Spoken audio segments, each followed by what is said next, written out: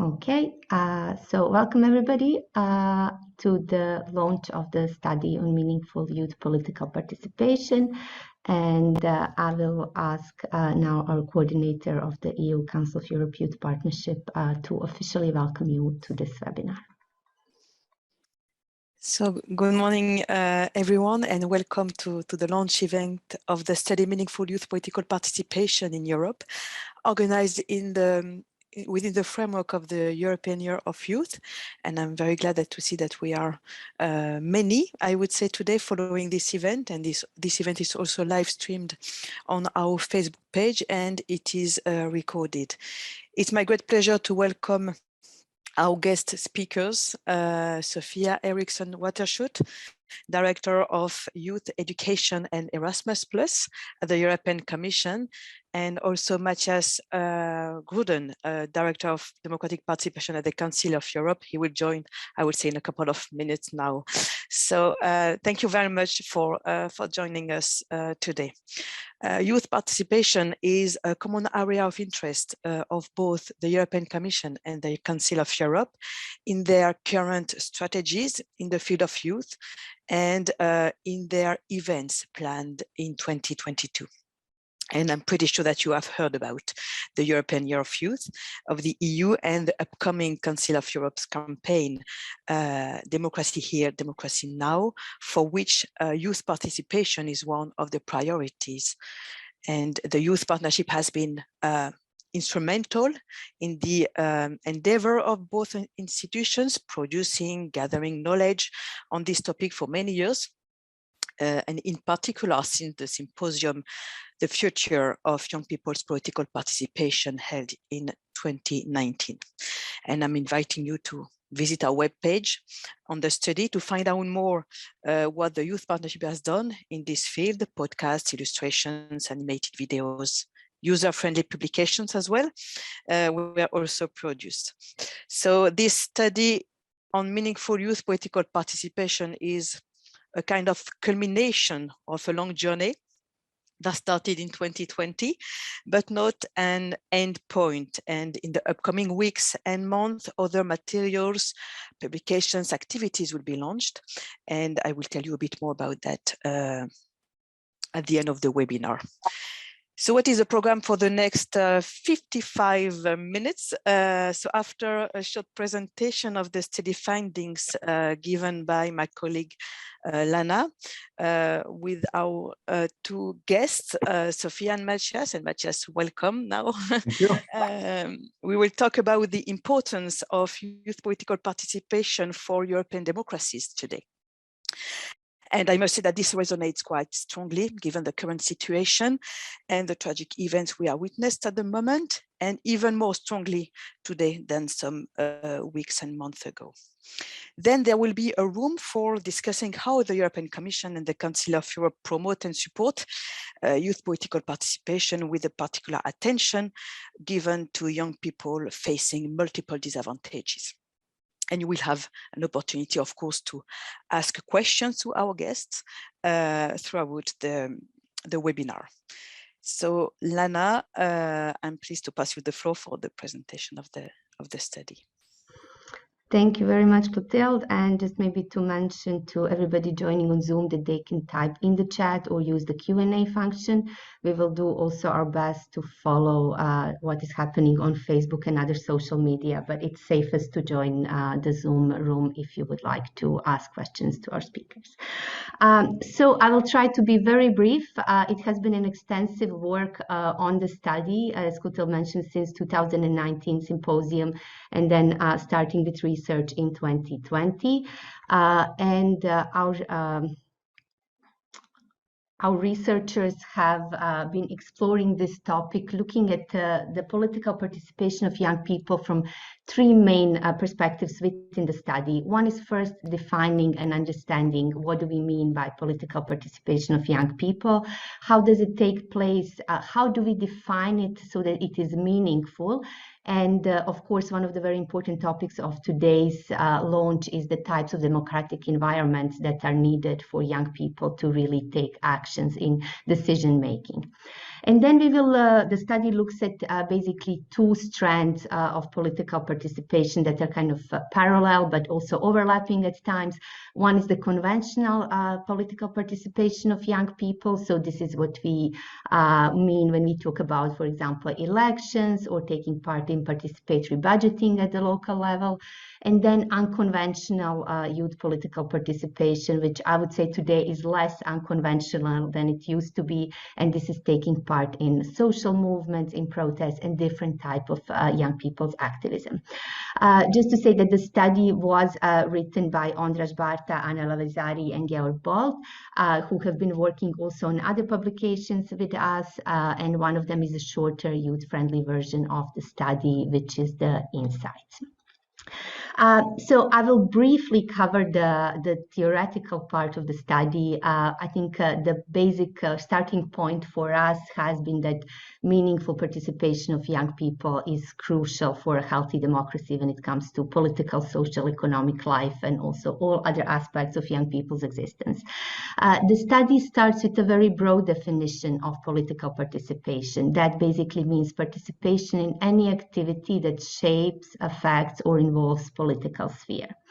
The study also looks at this evolution of political action and of the changing repertoire. So basically going from elections, from voting, campaigning, and then again into social movements and also different types of civic engagement. Sometimes these are referred to as new and old ways of participation, but I think we prefer in the study to look at conventional and unconventional. One of the main findings of the study and also of our other research on political participation is that young people's motivation to participate really depends on the equal treatment and the opportunity to be heard and to make an impact. This also very much depends on the context and on the types of democratic environment within which young people participate, and this is why the study is titled Meaningful Youth Political Participation in Europe Today, with a focus on democratic environments. Then the participation also depends on young people's socioeconomic backgrounds. So when we look at things such as income, such as education, such as participation in youth organizations, in unions, etc., that very much has an impact. And the chapters both 2 and 3 of the study explore in detail these questions of cultures of participation and intersectionality. And of course, gender, I can't fail to mention this, especially after the 8th of March yesterday. Gender has a very important role when it comes to young people's participation. We see that in conventional channels, young women are less likely to participate, but then on the other hand, our research also shows that young women are more likely to participate when it comes to, for example, climate change movements. Often we are asked why do young people don't participate, and actually research tells us quite opposite. So the study took some of the results from the 2019 Eurobarometer survey, which showed 77% of young people take part in some type of political actions, while the more recent survey, which was published last year, actually shows an increase by 10%. So why youth political participation? What are the aims and what are the justifications? Besides for democratic environments, the study also covers the types of the justifications for why young people should be participating. And here we are really looking at 4 different justifications. One is that of a development, so giving young people opportunities to learn and to develop within the political system. The rights-based, which is of course young people having the right, the human right to take part. That of empowerment, basically learning how to be active citizens and participate in democratic environment. And one very important also for the policy perspective is that of efficiency. So making sure that the policy actually represents the priorities of young people and that it is made based on the needs of the constituencies, so to say. So here and in the study, we really look at the understanding of meaningful youth political participation activities. I will not go into details. This is a visual, but the study also covers different type of questions that we need to ask ourselves when involving young people. Briefly looking at the two different types of participation. So as we mentioned, the chapter 2 covers the conventional participation in representative democracy, and that is, of course, voting in the elections or running as the candidate in the elections, the referendums, memberships in political parties, as well as different types of participatory mechanisms such as being members of the unions or youth parliaments, etc. What is very important to mention here is that young people may refrain from taking this route of political participation if they feel invisible within the system, if they feel that they're not heard, or if they feel that their participation does not lead to direct action and follow-up, so that their issues are low on the agenda. Youth Council is one of the case studies mentioned there, and of course the authors argue that the establishment of Youth Council really sends an important message from the public authorities regarding their commitment to include young people in decision-making processes. And then we have within the chapter 3 unconventional means of participation. Sometimes some of these are referred to as do-it-ourselves politics. These refer to social movements, protests, disruptive actions, flash mobs, etc. Most of unconventional participation activities are centered around specific themes and priorities, and we have really seen this over the last years when it comes to climate change movement, for example, the students' rights, racial justice, and gender equality. The authors argue that there are five main things or five main priorities that need to be looked at when ensuring meaningful participation of young people. First one, the basis here of this infographic is really providing material support and non-material support to young people to make sure that they are able to take part in the decision making. Then ensuring that there is adequate power sharing when it comes to political participation, and that young people feel that either they can make jointly decisions with other stakeholders or also influence the decision making. Then we have the questions of authority and voice, so making sure that young people are heard, as well as, of course, ensuring transparency and accountability when it comes to political participation processes, who is responsible for what, and how certain decisions are made. And then we have, of course, not the last but not the least, open information and communication channels between young people and the policymakers and the decision makers. These are the five main things identified in the study, but of course they are not the only ones. Our additional research since the research on the study also showed a very important need for safe spaces for young people, both physical and virtual, and pandemic has shown us this even more. Then of course the need to focus more attention on young people and especially young women and other less represented groups when it comes to participation in conventional means, inclusion of youth movements into the discussion, and then, of course, destigmatization and decriminalization of youth activists when they try to participate in certain decision-making processes. So this is by no means all of our research, but this is just a brief snapshot of the study. And I think I have been on time, so I'm very glad that there will be more space for the directors to reflect on this topic. So, as I mentioned, the study really talks about the importance of democratic environment and about the context for young people's participation. We know that democracy is very important for young people to take part, but the question maybe could be a little bit reversed as to why do democracies need young people, and why is it important for democratic societies to have active youth participation? So I turn first to Sophia to talk about the context and the democracy, and then we will move to Matjaz. Thank you so much. Thanks, Clotilde, and thanks, Lana. It's great to be here with you this morning. And I must say also, perhaps even more so in these difficult times that we're living, well, in the aftermath of the pandemic and now also with a war in Ukraine. talking about youth political participation is perhaps more important than ever, actually. On your question, I would tend to turn it even around a bit or tweak it a bit to say that would European democracies exist without youth participation? I think this is a relevant question to ask ourselves, and some reflections on this from my side. Well, we have to look at democratic systems that they are strong only when they are being trusted, and they can only be trusted as far as people are actually involved in democracies.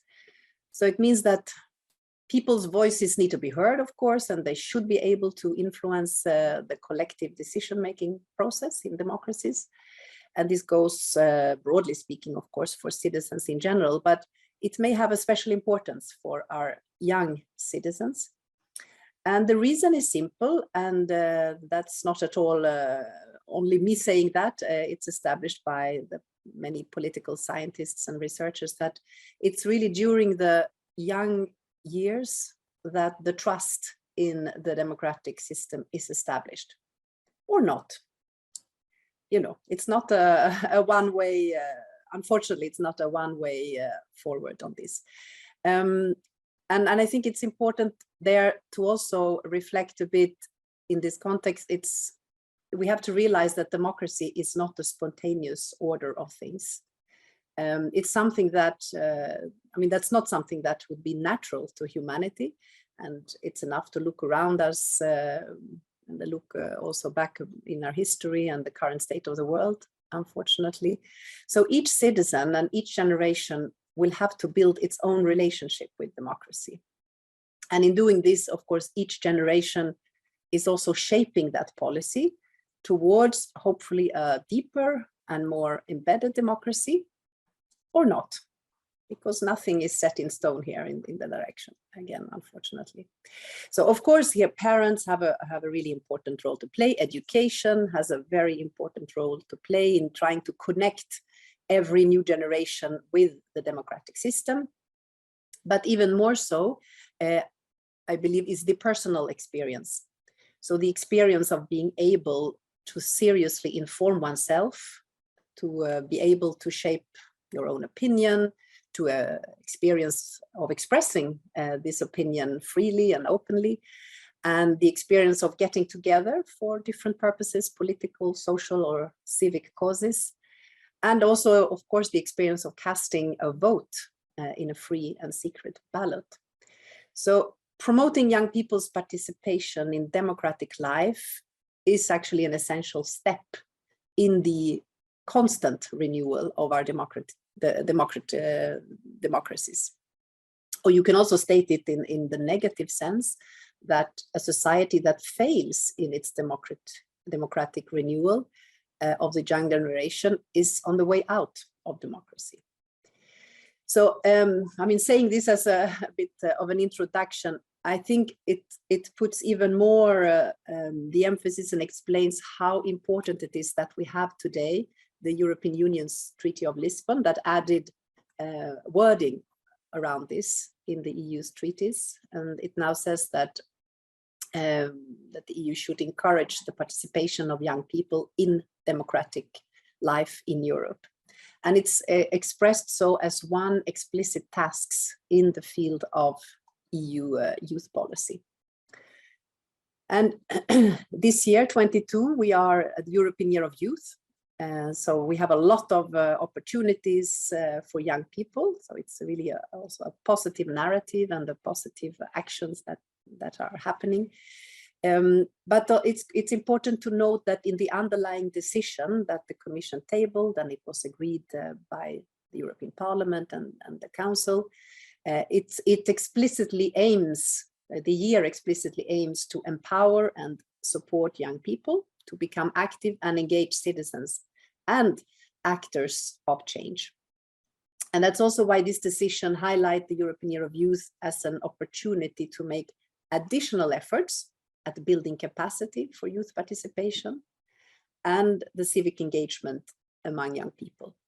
And we have many activities ongoing that also contribute in this sense. I'm thinking here of the Conference on the Future of Europe, where young people have a strong role, and of course the main tool for dialogue at EU level, the EU Youth Dialogue.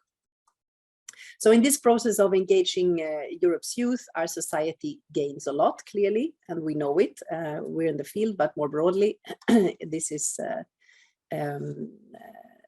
is obvious, because we get fresh perspectives and we get views that are capable of looking a little bit more in the long term and identify problems that actually go beyond perhaps counting until the next political election. And I think your study, or this study that you have presented now, is giving some interesting examples also on the perhaps the unconventional methods or unconventional youth participation tools. And the Fridays for Future is an interesting one. You have highlighted that specifically in the study. And it showed really an active youth that were clearly at the forefront, and they have pushed globally action by many governments and parliaments into action. So it's really an interesting illustration. Now, I think it's important to say as well, it would be a mistake here to picture youth as being univocal. It's not like youth means one certain voice. Of course, Europe's youth is as diverse as the rest of the population in terms of beliefs, opinions, and expressions, and that's perfectly normal. I mean, that is that diversity is essential to democracy. So part of this youth participation process, I think, is also to come to terms with this plurality, that there are different political and social and cultural preferences, and it's a strength. And it's something that is an important experience as well, taking part in youth participation activities. And it's actually part of the whole democratic DNA of any young citizens, and it's the basis of our democracy. So with all this, there's no better way to come to grips with all this with actually practicing what we preach.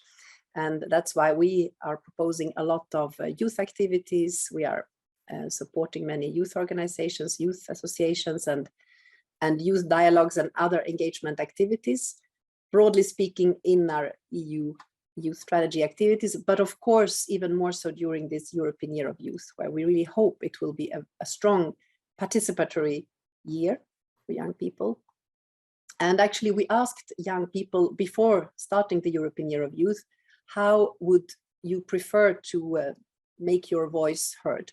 And how would you like to engage during this European Year of Youth? And the number one preference was highlighted as debate and interactive dialogue with stakeholders at all levels. So it means anything from the local municipality level to regional, national, and European level. So it's an important message, I think, for all of us to provide these opportunities. And what we do at the Commission's level, what we can offer here, is that we have luckily a very solid EU youth strategy in place, and it has its 3 pillars of engage, connect, and empower. And a really powerful tool is the EU Youth Dialogue, and where we have well,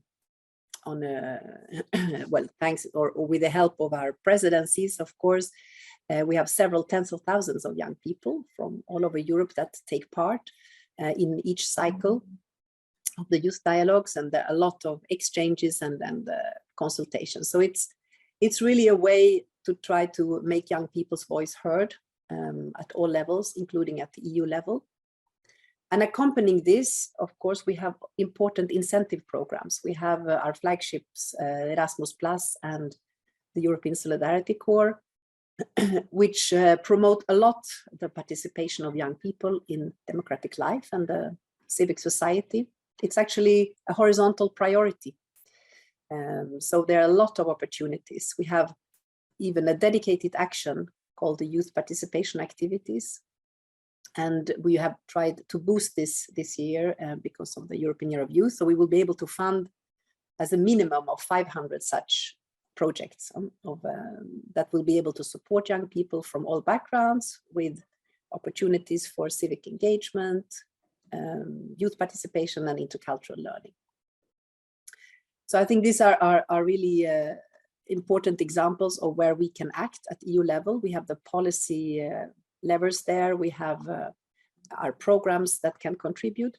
And then as it happens, we have a lot of activity ongoing in the conference on the future of Europe. And on the conference on the future of Europe, you may know we have dedicated youth events, but we also have citizens panels.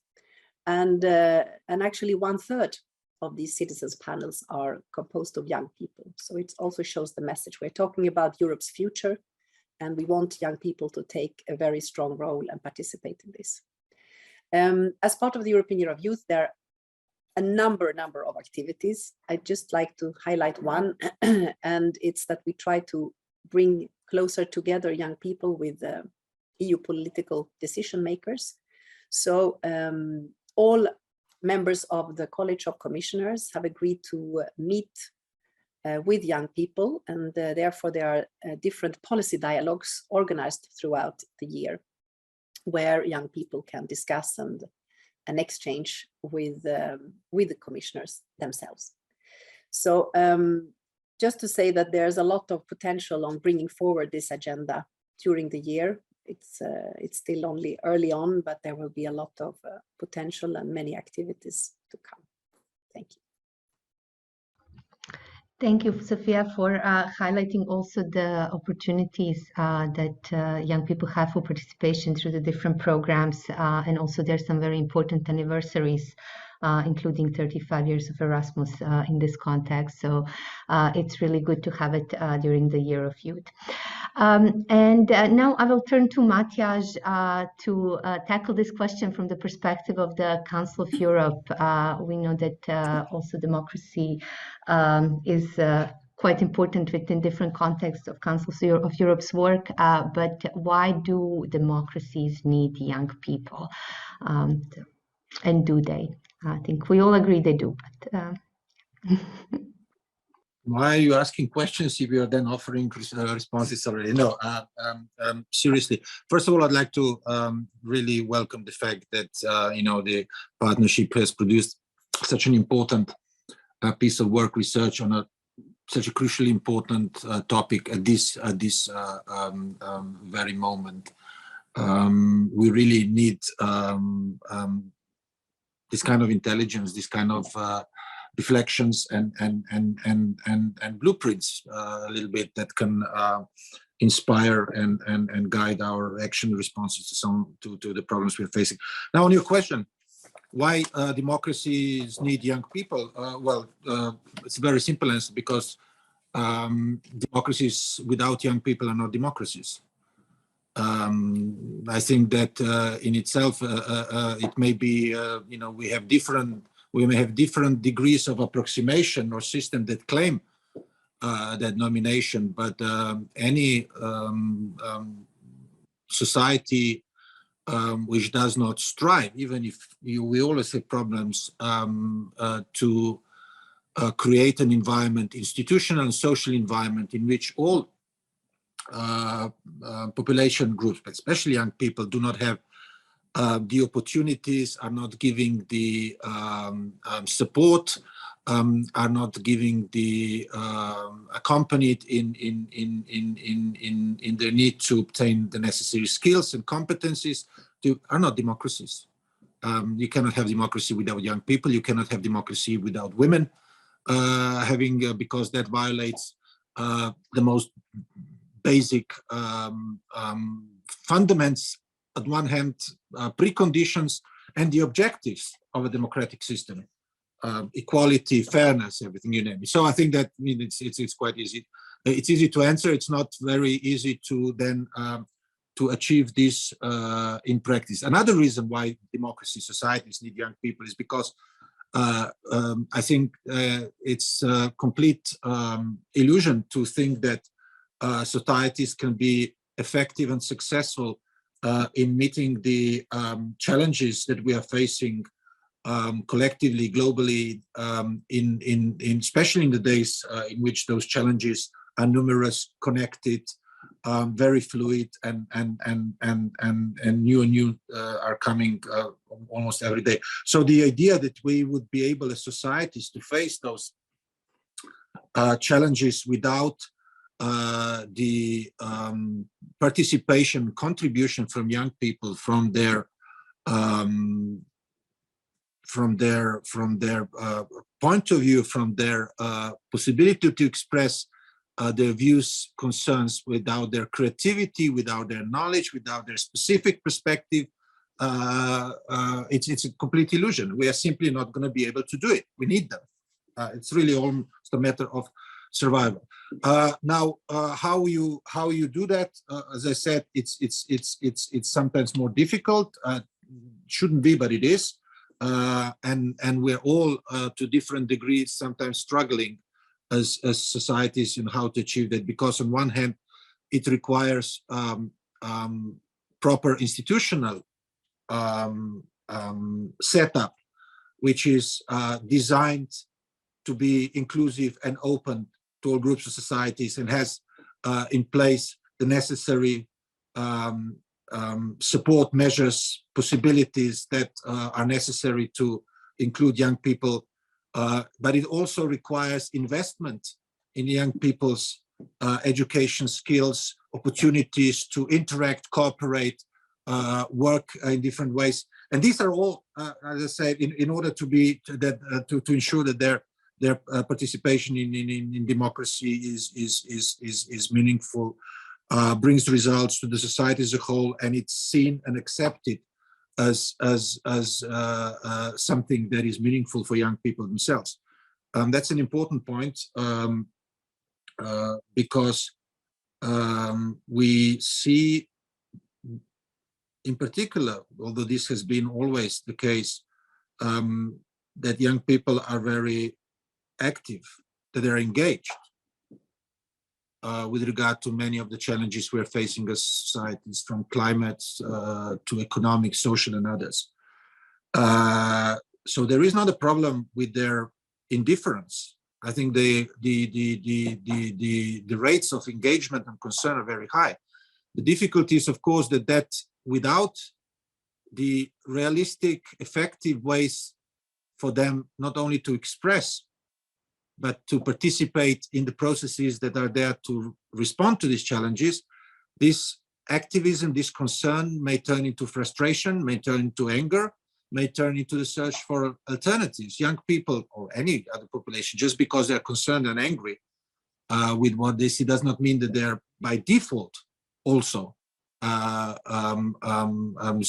I say, accept democracy as being the best way forward. Most of them are. I'm not trying to make some sweeping, but I mean, there may be, there is a significant number in the population, including young people, who, because of the disappointment, because of their concerns about their future, and because of lack of trust and perception that the politics are not responding, not listening to them, are looking for alternatives. So what do we do at the Council of Europe? You know, I think that we are trying to bring all these things together. For 40 years, the co-management system, which has been put in place just after another very, prominent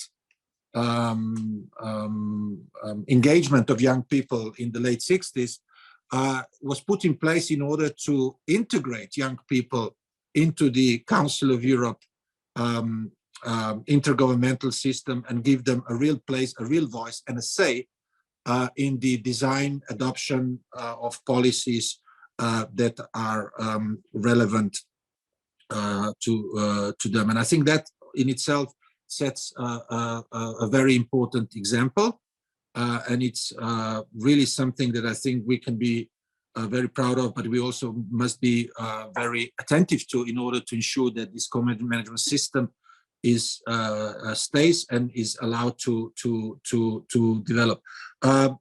Also, I think that our work with young people is also part of our broader general priority in the Council of Europe, which is the work with the civil society. I mean, you know, the youth organizations, youth representatives are a part of that civil society, and the protecting the space for the civil society and interacting and cooperating with the civil society is one of the priorities of the Council of Europe. And just to conclude, because I know that there are questions, and I'd rather prefer to answer to them. It is I think that the priorities of the Council of Youth strategy, I think very well correspond not only to the concerns of young people in Europe today, but to the neuralgic points of democracies in Europe today. So I think that in there, the aim is perfect. Now it's just the challenge is really to put in place policies within the Council of Europe to do things in our partnership with others, in particular the European Union, and in particularly to work with our member states, work with them in order to identify the ways forward in order to find effective, convincing responses to the not just the challenges, problems of the young people, but the problems that our democracies are facing today. And this is why the Council of Europe is decided to launch a campaign. Democracy here, democracy now. I'm saying this is quite important because I think it's perhaps the first, or at least definitely the most concrete and vocal response to the concerns and the analysis expressed by the Secretary General of the Council of Europe in her report on the state of democracy and human rights in the rule of law, where she said that Europe is facing a democratic backsliding, and that if nothing is done, there is a serious and realistic threat that damage to our democratic systems and our democratic culture would become irreversible. And how quickly things can happen, deteriorate, I think we unfortunately and very tragically are witnessing today on Europe soil. So there will be a campaign. I can say a few words more about it later, but now I think really if there are questions from the audience, I would prefer to go that way. Thank you. Thank you, Matjaz. I would say that some of the things you mentioned also partially answer some of the questions from the audience, but we will come back to them just in a moment. Just to say that we know also from the work of both institutions and what both of you have said now that the European institutions are really working on supporting, strengthening and encouraging young people's participation in different ways. But there is also a very particular focus on young people who are marginalized, who participate less. And we know that it has been also one of the priorities of the European Year of the Youth. And it is also something that the Council of Europe does extensively work on through different programs and activities. So maybe, Sophia, before we go to the questions from the audience, I will come to you first with the question on social inclusion and how to make sure that those young people who are so-called quote-unquote hard to reach are actually included in the processes, and how is it done through the programs? Yes, with pleasure. And you are right, this is a top priority both in the EU Youth Strategy and in the European Year of Youth, inclusion of young people with fewer opportunities. To start a bit with what we have done through our programs, because that's where we have really big potential, reach out and can of course offer opportunities to a wide range of young people. We have developed and pushed a lot the inclusive dimension of the new generation of Erasmus Plus and the European Solidarity Corps. And we have actually developed a specific strategy and a framework, an inclusion and diversity strategy and framework. And this is there to help, well, to address the barriers that young people may face in accessing opportunities within the program. We really want opportunities for all.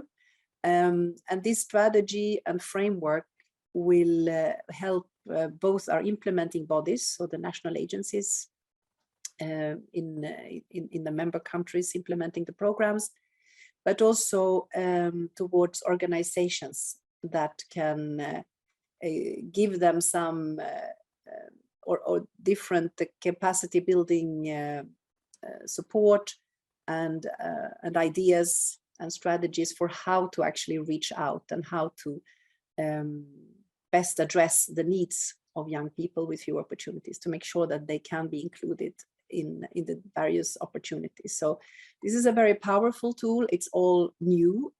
We are only the second year of implementation of the program. So we will have to assess and see if this is really having the impact we hope it has.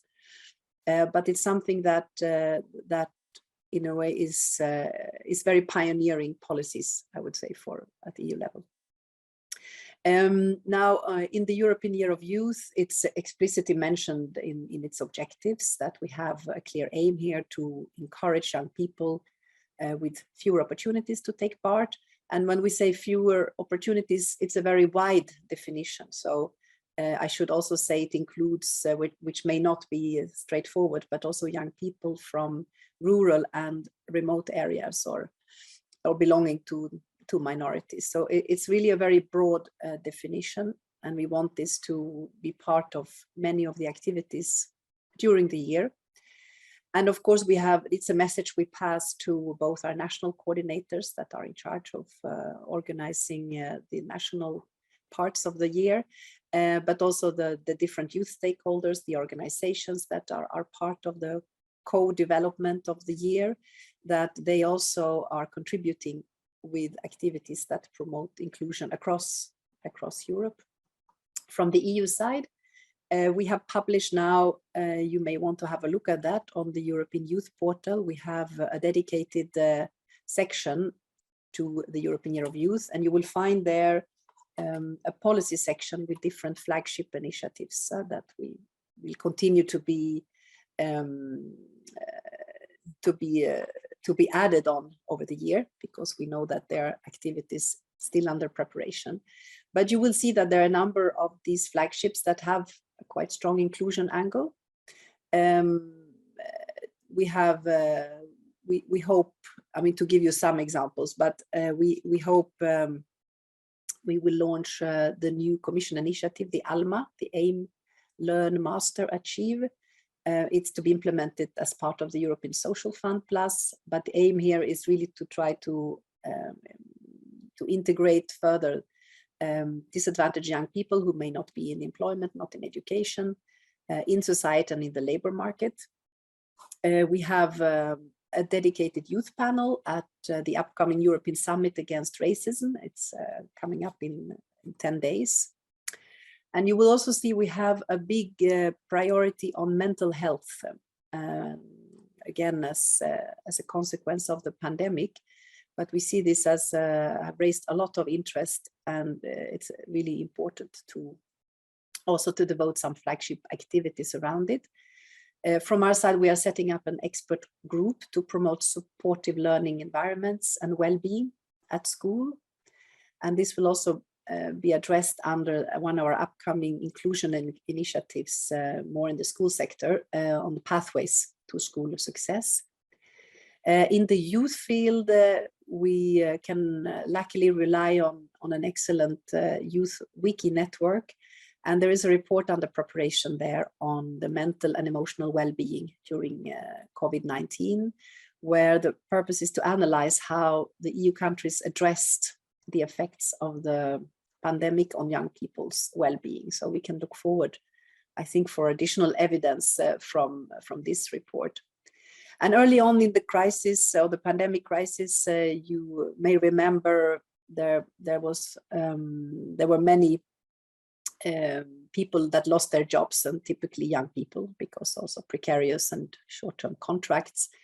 And there we could be quick and reinforce the youth guarantee to really also allow that young people get, if they lose their jobs or finish education, that they have an offer of an employment, continued education, apprenticeship or traineeship within a certain time period, so less than 4 months, to make sure that we don't have this longer period of inactivity.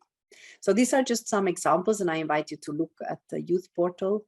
I should say, though, of course, there's only a limitation what we can do at EU level. Everything has to start and have a strong setting at the national and regional and local level. So the authorities are, of course, playing a key role in enabling that the youth participation as well that takes place at that level has an inclusive character. It's in the spirit of the EU youth strategy, so I'm sure it happens, but it's worthwhile to say that we, of course, can only complement here and add on to the efforts that are happening within member states. Thank you, Sophia, for that. And for Matjaz, I will try to combine some of the questions from the audience as well and focus on the campaign. So one of the questions is about what Council of Europe, and this is from the French National Youth Council. It is asking for some examples of spaces where young people can participate within the Council of Europe. And I would like to link this question with the campaign that you have mentioned, because we know that there is a lot going to be taking place at the Council of Europe, but also with young people during this year, and maybe also to reflect on this question of young people's participation within the campaign, looking at also at the aspect of social inclusion. I know it is a lot in one question, but we can see what we can cover within the time. Sorry, just a microphone, Matjaz, please. Yeah, it is a lot. It's a lot of ground to cover. And also, because I just like to quickly reflect to the question that Sophia was asked, I think, again, the whole Council of Europe approach to its mission is based on the idea of the indivisibility of human rights, on social and political rights, and that is reflected and integrated into our policies, and especially in the youth field, but not exclusively, because we also know, not just in the Council of Europe context, that when that notion of indivisibility is ignored or set aside, and when the enjoyment and access to human rights, political rights, are not accompanied by necessary social conditions and social inclusion, they become a letter, dead letter on the paper, and can actually, lead to the very serious problems, undermining people's trust in democracies, people's interest for democracies, and undermine democracies as well. So you cannot have one or the other, and I think that idea is reflected in every aspect of the youth work. The emphasis that we have in the youth strategy on access to human rights reflects that. The word access is not just guaranteeing human rights; you need to guarantee access, enjoyment, full enjoyment, and that where, of course, social inclusion is extremely important. That will also be a topic very prominent in the campaign. The campaign itself will be different than the ones that we have known in the past, and in which the youth sector of the Council of Europe has become a little bit famous for, which lasted over a longer period of time. This one is going to be, say, short and punchy. It will be launched in a couple of days, I think on the 21st of March, and will culminate with an event in July in Strasbourg. When it comes to spaces in the Council of Europe for youth participation, integration, I mean, we can talk in this context spaces in many different ways. At the Council of Europe, the co-management is a space for young people to participate. But there is also, and I think it's important to bring it into the picture, Council of Europe also has physical spaces for youth cooperation and participation. It has the two youth centers, which of course will also play an important role in the campaign, in Budapest, in Strasbourg. I'd just like to say that right now the one in Budapest is used for accommodation of our colleagues, Ukrainian colleagues, who have been working with the Council of Europe in Ukraine and have managed to leave the country and the organization, especially colleagues from the youth sector, are helping them with the accommodation in Budapest, accompanying them, and then we will also preparing those capacities in Strasbourg, also in the youth center. But the youth centers are important in terms of providing this space. And it's not just, I mean, you can rent meeting rooms for any event, but that is something completely different. And anyone who had the chance to visit a youth center, be it here in Strasbourg or in Budapest, will understand what I'm talking about, because for very many people, for thousands and thousands of young people, these are the first times that they actually have a direct experience with Europe. And I'm talking about Europe in broader sense, where Europe is not something that, that exists. I mean, they can actually have that tangible experience, which is of course very important. Not trying to set aside or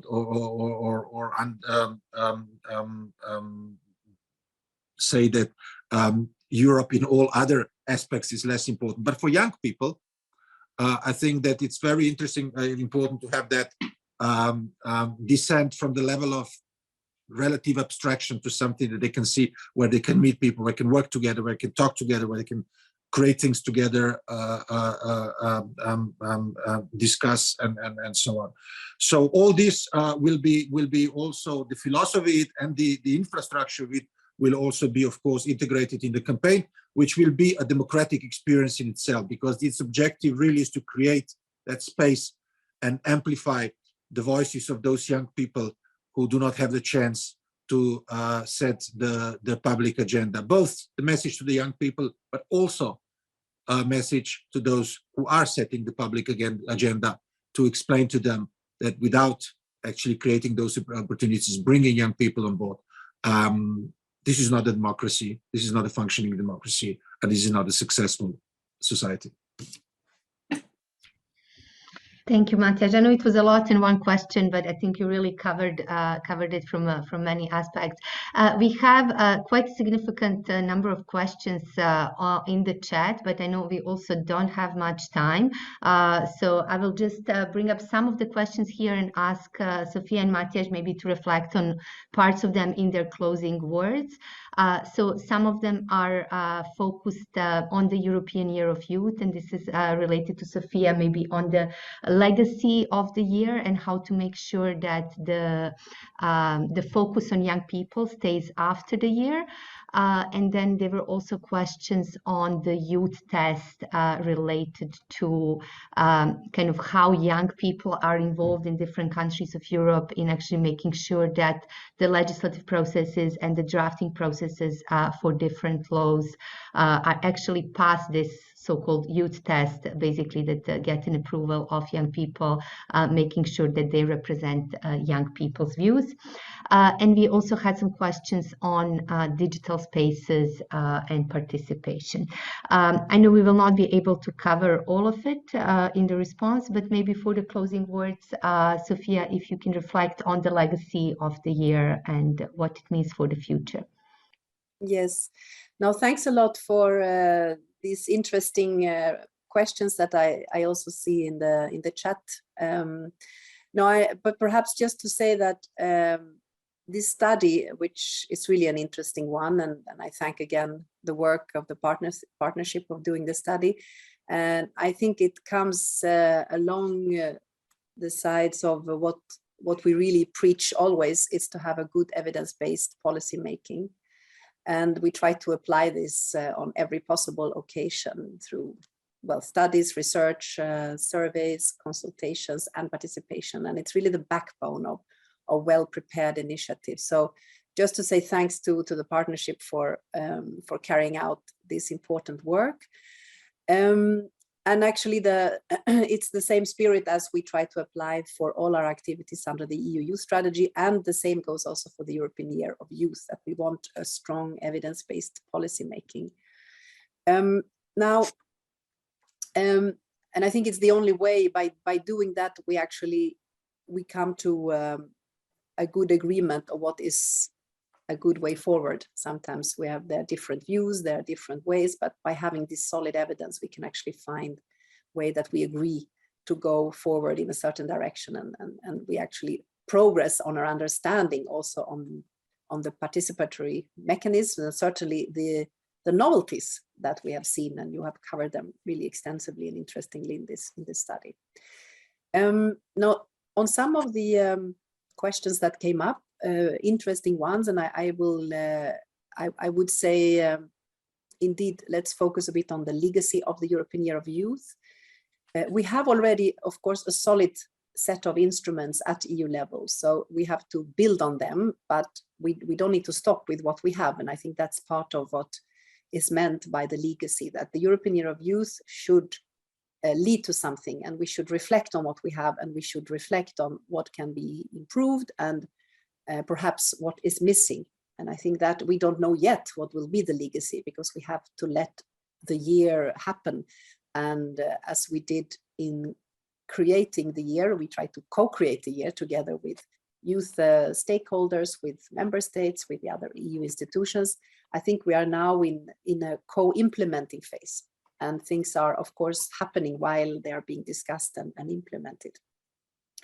I think we have heard indeed the idea of a so-called youth test.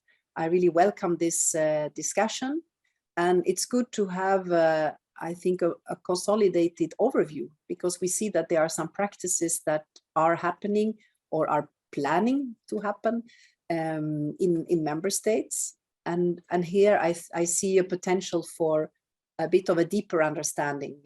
Perhaps some research is needed on this, because what a youth test may mean different things. In some countries it's very formalized, other countries it's a lighter approach. So I think we need to understand what it really is. Certainly we have to see how things are developed at EU level. We have already, of course, a very strong better regulation toolbox, where you have even a dedicated section on looking at impact for education and training and young people. So all of this would need, I think, to be put a bit in the spotlight, and we understand better what it is and what it may evolve to. I think that's the one first step. Now, there was a question also on how to get involved, and I think that's a really pertinent question. So I take the opportunity to jump a little bit on that. For anybody at any level, I think it's important to know that there are many ways to get involved in the European Year of Youth. You will find a lot of information on the European Youth Portal. You will, for example, find the reference and contact details to the national coordinator. So the national coordinator is appointed as requested by the Commission, is appointed to really be in charge of making sure that there is strong involvement at all levels, and also making sure that some activities happen. So I think that's the first step, to get in touch with the national coordinator. Then I would really strongly encourage organizations to apply to the open calls, because the year is, if we want to have a lot of grassroots activities, this is what we want, we can use the potential of ongoing calls now. I mentioned in the beginning the youth participation activities. They are really interesting ones. There are other actions that may fit into the European Year of Youth under Erasmus+, but also projects under the European Solidarity Corps. There are still, I mean, some deadlines have passed end of February, but there are new deadlines coming up in the month of May. So there are a lot of opportunities. And the third way to get involved is to actually set up your own activities. And we have ways to give you visibility. You will see on the youth portal a so-called activities map, where you can upload your activities, so it becomes part of the year. And of course we are available to help you how to label it and so on. But these, I think, are three straightforward ways of how to get involved. And my message is, of course, I hope as many as possible do take this opportunity. Thank you very much. Thank you very much, Sophia, for these very concrete steps. And I turn to Matjaz for his closing words. I know that he's in a hurry, and maybe he can also reflect on the question of how does the Council of Europe plan to continue prioritizing young people after the campaign. So. Well, I mean, I already mentioned before, we have a 10-year strategy. We have an intergovernmental program of activities to follow up on the campaign. The campaign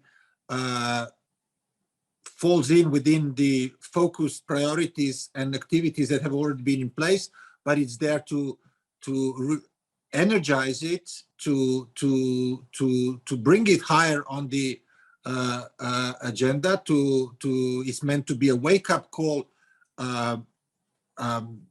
for young people, but also by young people to others who need to pay attention to what is happening in our democracy. And we have, as I said, there are going to be very concrete ways in which the outcomes of the campaign are going to be followed up within our intergovernmental program, in which we are designing policies that are then adopted and recommended to our member states to be implemented on the national level.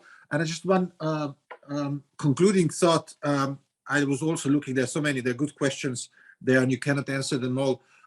You know, the youth tests and other examples and initiatives that are there, I think, are an excellent illustration of the diversity of ways in which young people can engage and make democracy better and make it a democracy. One thing that I need to say is that it's very important that we look at those different initiatives, be they conventional, non-conventional, as cumulative ones and not alternatives. Because there is sometimes tendency, either by the side of the establishment, if I can use the word, or even by young people, in sort of trying to look naturally, they space outside the conventional institutional politics. And you can understand very many reasons why, but it is necessary that they are also there. It is excellent to have youth tests that are organized by civil society, or maybe it's more formalized in countries, but it's also important that there are young people also represented in the bodies which are finally taking the decisions on the solutions which hopefully pass the youth test. So it's really important to have it all. Thank you. Thank you, Matjaz. That is a very important point on which to close today's launch, is that, yes, indeed, youth participation has many forms, and we need to consider all of them when thinking about how to support young people in this process. So I invite you all again to read the study if you haven't already, and I pass to Clotilde for closing words, and we will show the lovely graphic recording of today's conversation. So thank you very much, Lana, and very quickly, because we are running out of time now. So I would like to warmly thank our two guests, Sophia and Matjaz, for their availability and also for their contribution. It's always a great pleasure to have you for our events. A warm thank also to all of you that attended this launch event, and to the Youth Partnership team as well, and to Lana for this event. And also I would like to thank the authors of the study for their brilliant job. So maybe one thing that we could also keep in mind for the forthcoming weeks, and also it's a kind of save the date for you, because we will have another event the 20th of April. Same slot as today, so 11 to 12. We will present the result of our European survey on new forms of youth civic engagement that covered 38 European countries, and it will be held in the context of the European Year of Youth, and also in the context of the Council of Europe campaign, Democracy Here, Democracy Now. So if you are interested in continuing exchanging on this topic, you are of course welcome to join. So thank you again to all of you, and we stay tuned in the first coming weeks, and I wish you a nice day. See you next time.